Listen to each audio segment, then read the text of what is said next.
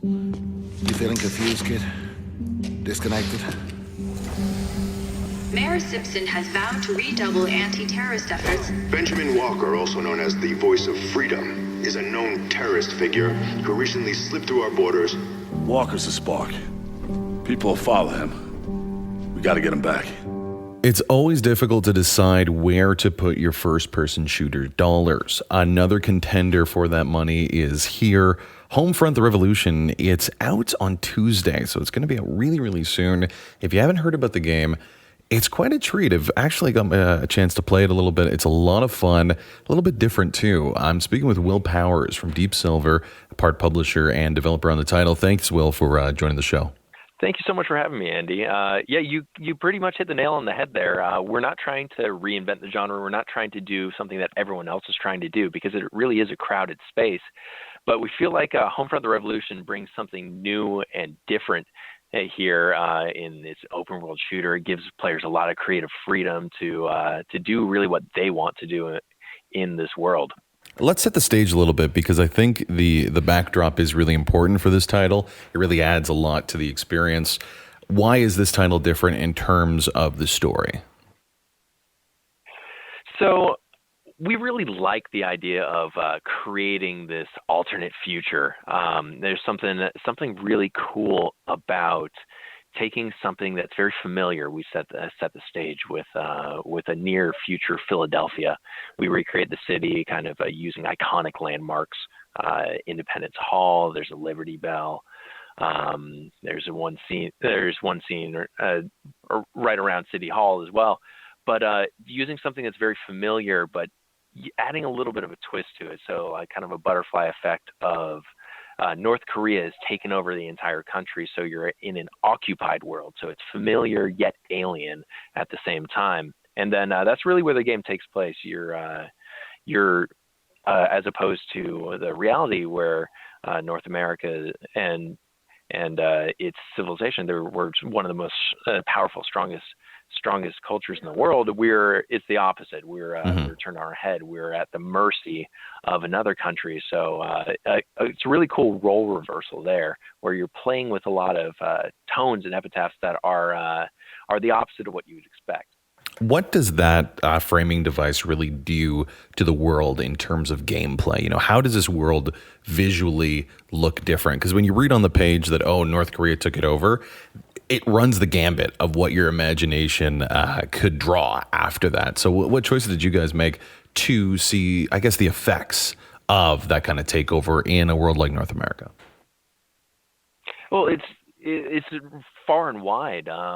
We took the team actually that developed the game is Dambuster Studios. They're based out of Nottingham in the UK, but they went out to Philadelphia. They captured footage and actually got access to a lot parts of the city that no one else is allowed, civic center areas. But they recreated these areas that in a very real sense, but then through large statues of dictators and just basically turn them into almost iconic landmarks of the opposite culture. So again, taking something familiar and creating this slightly skewed take on it where you almost have to do a double take on things. And that plays with not only the setting, but the gameplay, because it's very David versus Goliath scenario where you're an underpowered resistance movement fighting against the world's most technologically advanced regime. So they have the most advanced technology in the world, and you're fighting against them using improvisational tactics, using weapons that are held together with duct tape. So the sense of risk and reward is a very real thing that we've built into the gameplay here, which is really fun. We'll get more into the gameplay in a second. I want to know about who we are in this story. What role will we play in this world that has been taken over? I imagine it might have something to do with a revolution. You nailed it. Look at that. Homefront The Revolution has to do with a revolution. What we're calling the Second Great American Revolution is what we're really is transpiring here. And when you look back at history of the United States, the Declaration of Independence was chartered in Philadelphia. There's a Liberty Bell there, Independence Hall. So the setting that we chose for this game has a great deal of iconography associated with freedom. So that was a conscious and very strong choice that we made when we were creating the setting for this game. And using that strong background, we wanted to take that and really run with it. You play as a character named Ethan Brady. He's a new recruit to this underground resistance movement. The entire game takes place in Philadelphia, while the whole country itself and a lot of the world is under this oppressive regime of North Korea. But this game takes place in Philadelphia. So Ethan Brady, a new recruit to this resistance movement, you're going up the ranks with him. Mm-hmm. You're basically learning to inspire the people, because this is 4 years into a mature occupation of the city. So a lot of people are really down on their luck. They've been beaten down mentally and physically. They're living in slums, living in ghettos, using ration cards to get food. So when you come to them with the idea of you need to fight back, their first response is no. Oh, interesting. We don't want it. We have it hard enough as it is. So there's a really cool mechanic built into the game called Hearts and Minds, where you have to go through the world. It's an open world game. You go through the world, and through various acts of counter propaganda and vandalism against the establishment, you start inspiring the people. And whereas when you start out, they want nothing to do with you, no part of it. By the end of it, there's open rioting in the streets. They're fighting openly against the regime, and you see a huge role reversal in where these average citizens are at the beginning compared to the end of the game. Speaking again with Will Powers from Deep Silver, all about Homefront The Revolution, first-person shooter coming out this week. This is, of course, an open world game. What does this mechanic kind of allow for the player to do that maybe they wouldn't get to do in a more on-the-rails type of first-person shooter? That's a great question, Andy. It actually has a lot to do with the history of this IP, Homefront itself. Homefront originally was released from a company called THQ in 2011, and that was a very on-the-rails shooter. It was about a 3 to 4 hour linear shooter experience. We wanted to create something that was the opposite of that when we purchased the IP, and really made what we loved about the lure and the fiction of this occupied America, this oppressive regime state. We want to make it our own. So we turned it into an open world shooter game. And like you said, it gives you a lot of options, whether how you're going to approach a scenario, because it's very David versus Goliath, where you're underpowered. You don't want to go head to head against an enemy because you'll lose.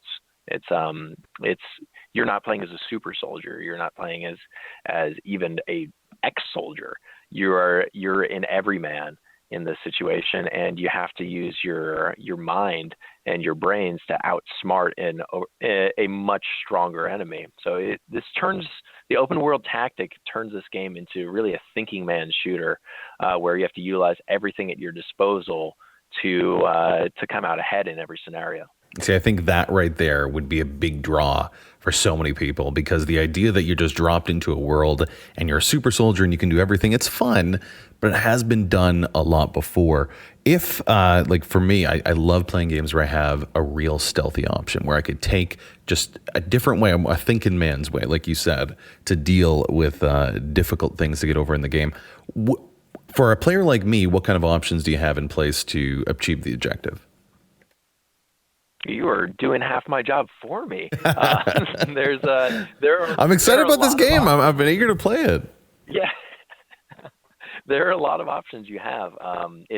You don't just have a gun at your disposal, is the really cool thing. And in addition to being able to augment and modify your weapon on the fly, it's not even going into a menu system. You essentially just turn your gun around in front of you and take off attachments. You can take off the receiver on your shotgun and change it from fully automatic to a pump shotgun to a napalm launcher. They're complete conversions of weapons that happen on the fly, which adds a lot of versatility to the game. But in addition to just weapons, if you want to take stealth tactics, you also have various equipment at your disposal. Since you're using whatever's around, you have firecrackers, so like little cool. little sparklers that you can throw and distract enemies. If there's a guard at a post that's blocking a door you need to get through, then you throw firecrackers in the opposite direction. He runs away to look at what the sound is to investigate it, and you just sneak by. Of course, you can take him out in the process if you want to while he's distracted, but you don't even need to. There are very few situations where violence is a necessity in this game. It's always an option. Interesting. So looking at open world games, so often you'll deal with a world in which you could destroy, literally obliterate almost every living thing on a map. Go to sleep and then wake up and all of the characters are still alive. There's no real sense of your character having an effect in that world. What have you done for the Revolution so that when you actually take out some of those soldiers and work in those districts, that it feels like it's progressing the story and progressing the world events a little bit? There's a lot that actually takes place in this game. We refer to the city itself, the city of Philadelphia, as almost its own character. There's a living and breathing setting that you're playing in that reacts to your individual actions. If you're putting up counter propaganda, if you're disrupting their radio, the KPA, the Korean People's Army, their radio towers, then you start seeing people joining your cause. They'll have spray paint. They'll do spray paint on the walls. There'll be splashes of blue, which is blue signifies the iconic resistance movement in this game. So while red and black and very dark oppressive colors are signifying the regime, blue and this light colored blue is very significant because it shows not only just different paths that you can go for verticality in the game, just little hints of where you can climb up in areas, but it also, you'll see splashes of it as you start to make a difference in the world and the world changing. You'll see more splashes of blue come out, and it's a really cool feeling because it makes you feel like you're having a direct impact, that your actions and what you do really matters in this space. Now, we can talk about the features and what they do, all day, but I think the best way to really pitch a game like this to people that really have a lot of options, gamers, they only got a little bit of money and so many different options to choose from. In your experience, take us to a moment or a sequence of moments in the game that you think you really had the most fun, the thing that really stands out for what this game is kind of all about. Oh, man, that's a great question. I'm actually going to just take us into the setup, the first moment where you step into the game, where you step into the shoes of the protagonist, which we actually pit purposely as a silent protagonist because we don't want to tell the player how they're supposed to feel in any situation. There are a lot of choices that you make of how you'll react to certain situations, and it'll have a direct impact. We don't want that character's voice to then announce their feelings. We want whoever's playing it to actually have their own expression, have their own feeling towards it. But that aside, it sets up the game where obviously you're in this very oppressive, you're under this oppressive regime, you're very downtrodden, and you're joining the resistance. Right when you start, you enter a resistance safe house, and they think you're a narc, you're a spy for the opposite side, and they capture you and start torturing you themselves. So not only are you being attacked and pursued by the oppressive regime, now you're being beaten up and tortured by the people that you're starting to help. So it immediately puts you kind of on your back foot where there's no safe option. Everyone's suspicious, and you're just in this really, really desperate situation. So that's essentially where you start off the game, and a really interesting pretense of where to go from there. I cannot wait for it. Tell our listeners where they can get it, and where is I meant by consoles, and when it is available. Homefront The Revolution is available everywhere on PC, Xbox One, and PlayStation 4, and it is being released on May 17th, which is this Tuesday. There you go. Thank you again, Will Powers from Deep Silver. Thank you so much. Thank you, Andy. It was a pleasure being here. Make sure you check it out. This is Andy Borkowski, VGS Talk Radio, AM 640.